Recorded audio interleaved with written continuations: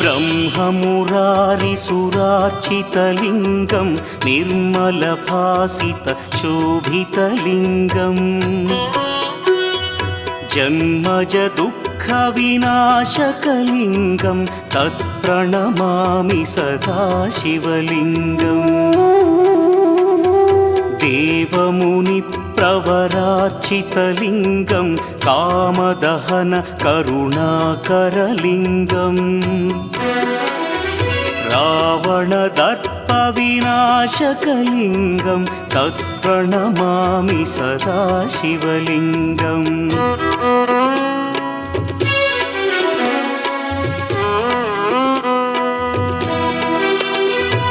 सर्वसुगन्धसुलेपितलिङ्गं बुद्धिविवर्धनकारणलिङ्गं सिद्धसुरासुरवन्दितलिङ्गम्